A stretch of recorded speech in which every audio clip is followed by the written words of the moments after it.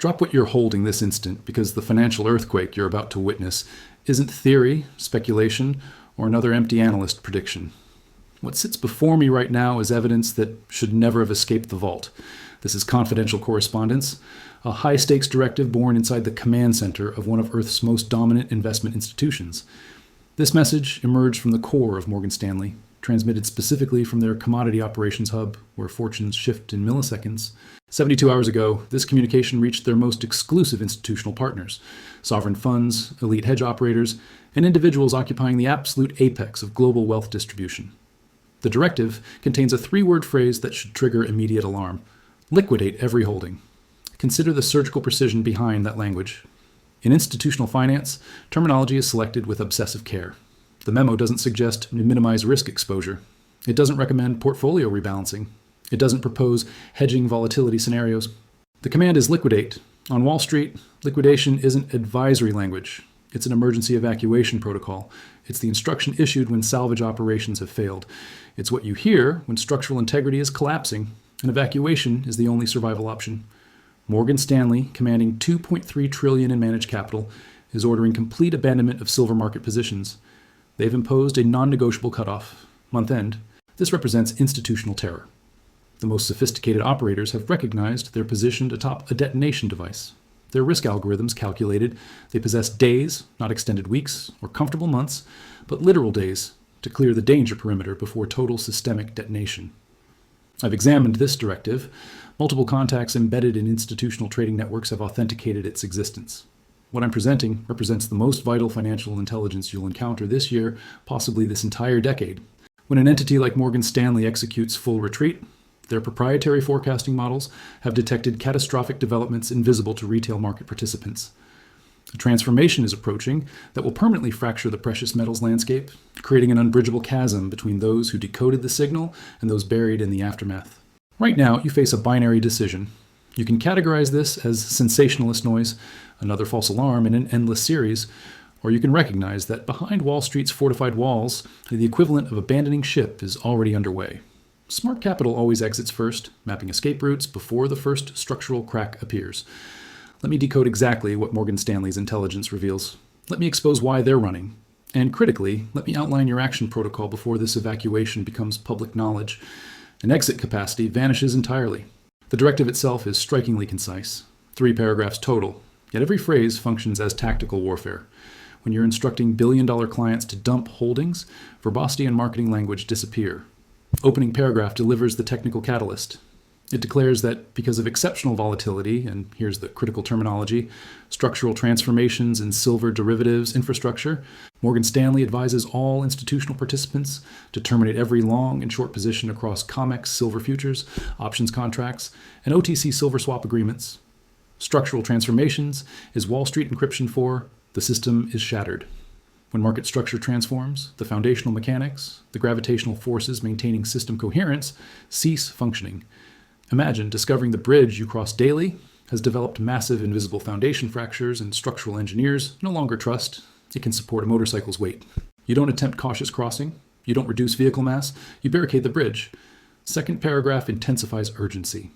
It specifies this guidance applies across all position magnitudes and expiration horizons, but adds a chilling mandate.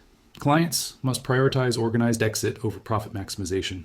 Translation: we're indifferent to your losses during withdrawal. We're indifferent if you liquidate at terrible valuations.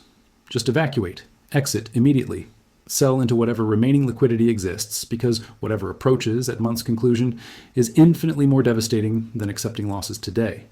That month-end deadline isn't random selection. It's a calculated threshold. Morgan Stanley possesses intelligence about a scheduled convergence, making any silver position catastrophically hazardous. Then arrives paragraph 3, the nuclear option. Here, the institution admits they aren't merely advising, they're leading the exodus. It states Morgan Stanley will reduce proprietary exposure to absolute zero over identical timeframes, and will reject all new silver-related transactions until circumstances change. Absorb the magnitude. A global banking institution exists for singular purpose: fee generation. Every executed trade, every swap contract, every client position generates revenue streams. When banks refuse new business, they're incinerating their own income. They're walking away from millions, potentially billions in transaction fees. That only occurs when remaining in the market presents existential threat. They've determined the silver desk's profit potential cannot justify the risk of the silver desk obliterating the entire institution. Before advancing deeper into data architecture, understand the internal machinery generating such a directive. Banks don't spontaneously decide to frighten clients. Every syllable underwent scrutiny from legal battalions, compliance divisions, and risk management specialists. This likely reached executive leadership directly. Instructing clients to liquidate positions creates massive legal liability exposure.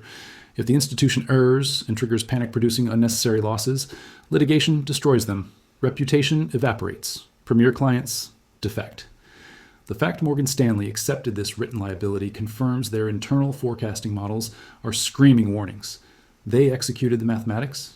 They've concluded the risk of issuing false warnings significantly understates the risk of maintaining silence. They've determined high probability catastrophic silver market events proceed month end. Now, let's examine what they observe that you cannot. Morgan Stanley's commodity operations possess omniscient market perspective. They observe real-time order flow retail participants cannot imagine accessing. They observe what other titans, JP Morgan, Goldman Sachs, Citibank, execute in shadow markets. They observe actual physical metal movement because they actively participate in global supply infrastructure. They aren't consuming news speculation. They're physically relocating millions of ounces globally. And presently, their monitoring systems are flashing crimson alerts. They're witnessing a perfect catastrophe, 3 simultaneous crises converging at this precise moment. Crisis 1 is inventory annihilation, and the metrics are staggering. COMEX registered silver inventory has plummeted below 32 million ounces. To average observers, 32 million suggests abundance, but in global finance, it's microscopic. It represents the lowest measurement in over 10 years, but absolute quantity isn't Morgan Stanley's terror focus. It's depletion velocity. Just 6 weeks prior, registered inventory stood at 41 million ounces. That's 9 million ounce disappearance in 45 days. That averages 1.5 million ounces of physical silver vanishing from storage weekly. Execute simple projection. At that trajectory, registered inventory reaches 0 in approximately 21 weeks. But markets don't progress linearly. They accelerate exponentially. In the last 14 days alone, vaults lost 4 million ounces. If this accelerated velocity continues, we're examining empty vault scenarios in 8 weeks maximum. Skeptics reference 230 million ounces in eligible classification. They'll claim that metal transfers into registered categories whenever necessary. But here's the insider secret major banks understand. Eligible metal doesn't belong to exchanges. It belongs to private institutions, wealthy dynasties, and hedge funds utilizing vaults for secure custody. They possess zero obligation to sell that metal. With physical silver premiums exploding in Shanghai and London markets, why would they sell to COMEX at paper valuations? They won't. Eligible metal is frozen capital. It's not backup inventory. It's private hoarding. This means registered inventory is the sole real buffer the system possesses, and it's evaporating. Second crisis is the explosion in delivery demands. To comprehend this, you must understand the silver market's fundamental deception. Historically, silver operates as paper market. For every single ounce of genuine physical silver, hundreds of paper ounces trade through futures and options contracts. The system functions only because 95% of traders never actually want physical metal. They're speculating on price movements. They roll contracts forward or settle cash. Only tiny fractions ever arrive at vaults demanding, "Deliver my silver." But that ratio is shifting violently. In the previous delivery cycle, 9% of open interest stood for physical delivery. That's nearly double historical patterns. And preliminary data for approaching cycles appears even more extreme. Some projections suggest 12 to 15% of all contract holders will demand physical metal delivery. Examine the arithmetic of catastrophe. Currently, roughly 160,000 contracts exist for silver. Each contract represents 5,000 ounces. That means claims on 800 million silver ounces circulate in paper markets. If 15% demand physical metal, exchanges need 120 million ounces of actual silver. But remember, only 32 million ounces exist in registered vaults. You cannot deliver 120 million ounces when only 32 million exist. Mathematical impossibility. When that collision occurs, exchanges default. They declare force majeure. They inform buyers, "Apologies, metal unavailable. Here's cash compensation." But the instant that happens, the illusion shatters. Paper pricing becomes meaningless because everyone recognizes paper doesn't actually represent metal. Third crisis is what almost zero media outlets discuss: counterparty contagion risk. Beyond public exchanges exists a colossal shadow market for silver. Estimates suggest between 5 billion and 10 billion ounces of notional silver exposure exists in these private contracts. Much is held by entities positioned short. They've sold silver they don't physically possess. But as physical silver prices begin divorcing from paper prices, these short participants start hemorrhaging capital. Morgan Stanley observes this because they're integrated into interbank lending networks. They observe which institutions suddenly scramble for collateral. They observe who's drawing emergency credit facilities. What they're observing is several major silver market players facing liquidity strangulation. If just one major player fails meeting margin calls, contagion spreads like wildfire. In globalized financial architecture, every bank connects to every other bank. If institution A collapses from silver short positions, institution B suddenly has balance sheet devastation. It's domino mechanics. Morgan Stanley examined the board and recognized the first domino is wobbling. They don't want presence in the room when it topples. They're exiting now, so when counterparty collapse initiates, they're already holding cash reserves. These three crises aren't occurring in isolation. They're feeding into each other, creating what we term a doom loop. Morgan Stanley's forecasting models demonstrate that once this loop achieves certain velocity, it becomes exponential. It initiates with collapsing inventory. As the public observes vault levels dropping, anxiety rises. They think, if silver is disappearing, I better secure mine immediately. So more participants demand physical delivery. This drains vaults even faster. As vaults drain, banks positioned short in silver recognize they're trapped. They cannot locate metal to cover positions, so they frantically attempt buying silver on open markets. But their buying pressure elevates prices. As prices rise, more people want silver for wealth protection, which drains inventory further. Simultaneously, physical premiums start exploding. When premiums skyrocket, it broadcasts that paper pricing is fraudulent. This causes even more participants to abandon paper markets and demand physical metal. The cycle accelerates continuously until the system implodes. Morgan Stanley's data confirms we're already in the acceleration phase. According to their timeline projections, the window to exit before detonation closes at this month's conclusion. That isn't speculation. It's mathematical projection of when system stress exceeds structural breaking points. To understand why Morgan Stanley acts with such urgency, examine their institutional memory. They've witnessed this unfold previously. In March 1980, the Hunt brothers accumulated massive physical hoards. Price rocketed from $6 to nearly $50 per ounce. Major banks caught on wrong trade sides were hemorrhaging capital. But what occurred? Exchanges altered rules overnight. They switched to liquidation-only trading. You could sell, but buying was prohibited. This crashed prices and destroyed the Hunt brothers, but rescued the banks. Morgan Stanley remembers that lesson. They know when markets fracture, authorities intervene and alter rules to protect infrastructure. And when rules change, someone always gets sacrificed. Morgan Stanley wants assurance it isn't them. Consider to the rate. Banks that moved first, selling mortgage-backed securities while markets still existed, survived. Those who delayed, like Lehman Brothers, ceased existing. Morgan Stanley itself nearly collapsed in 2008. They absorbed the ultimate Wall Street lesson. When you observe systemic risk, you don't wait for confirmation, you just evacuate. They witnessed it again in 2022 with nickel markets. A massive short squeeze sent nickel from $20,000 to over $100,000 per ton. Exchanges halted trading and actually canceled billions in executed trades. Participants winning on long positions had profits stolen to rescue short-selling insiders. Morgan Stanley observes identical warning signals in silver today. They're refusing to be entities left exposed when exchanges inevitably halt trading. So, what do you do with this intelligence? You need to stop thinking like a gambler and start thinking like a risk manager. Step 1. Identify your exposure. Examine your portfolio. Do you own silver? More importantly, how do you own it? If you have silver in an ETF or an unallocated account, you're holding paper. In a structural change event, paper contracts are first casualties. You could awaken to find your silver ETF liquidated at exchange-dictated prices.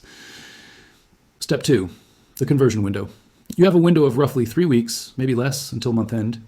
Your objective should be moving as much paper exposure into physical possession as possible. Yes, you'll pay premiums. Right now, it might cost $10 over spot. Don't think with retail mindset. Institutional mindset says, I'd rather pay $40 for something real than $30 for paper that might be worthless. Step 3. Monitor the red line data. You need to become your own analyst. Check COMEX vault inventory reports every single day. If you observe registered category drop below 25 million ounces, you're in danger zone. At that point, exchange default becomes almost inevitable. Step 4. Prepare for bipolar volatility. Paper pricing is going to behave like a dying star. When they cover shorts, prices will spike. Don't celebrate. When they liquidate longs, prices will crash. Don't panic and sell. If you're holding physical silver, ignore spot pricing.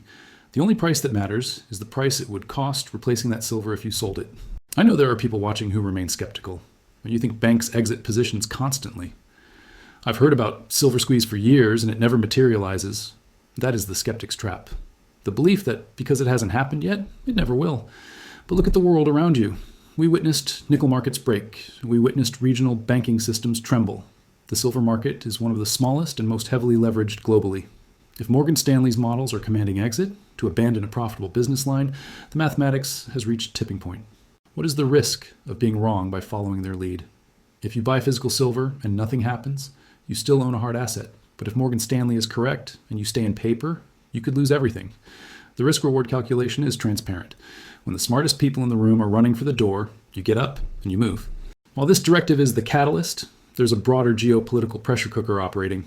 For decades, the Western banking system used paper silver markets to suppress pricing, but the rest of the world is no longer complying. In the East, particularly in China and India, there's insatiable hunger for physical silver. Smart traders are purchasing silver at cheap paper prices in New York and shipping it east to sell at real prices. This is the vacuum hollowing out COMEX vaults. Furthermore, silver is now a critical industrial component for green energy. Solar panels, electric vehicles, and high-tech weaponry all require massive silver quantities. We're currently in global structural deficit. You can print 1 trillion paper silver contracts, but you cannot print a single ounce of silver. Morgan Stanley is exiting because they don't want to be standing in the middle of a failed exchange. We are now entering the final days of the old silver market. You will observe physical supply move from in stock to delayed to sold out. This is the final countdown. If you're holding paper silver, you have a decision to make. If you're holding physical silver, you're already in the lifeboat. Do not let paper volatility shake you out. The people who hold through this transition will be the ones who possess purchasing power in the new economy. Morgan Stanley has given you a 72-hour head start over the rest of the public. Information is the only thing separating winners from losers. The exit door is still open, but the crowd is starting to move toward it. Don't wait until the stampede begins. This isn't a surprise. It's a documented and inevitable conclusion to a broken system. Morgan Stanley is out. Their clients are getting out. The question isn't what they are doing. The question is, what are you going to do? The countdown has started. Use your time wisely. And once the month ends, the paper bridge will be gone. And the only thing that will matter is what you hold in your hands. If you found this information valuable, hit that like button for Economy Maverick so more people can see this warning. Exit all positions before it's too late.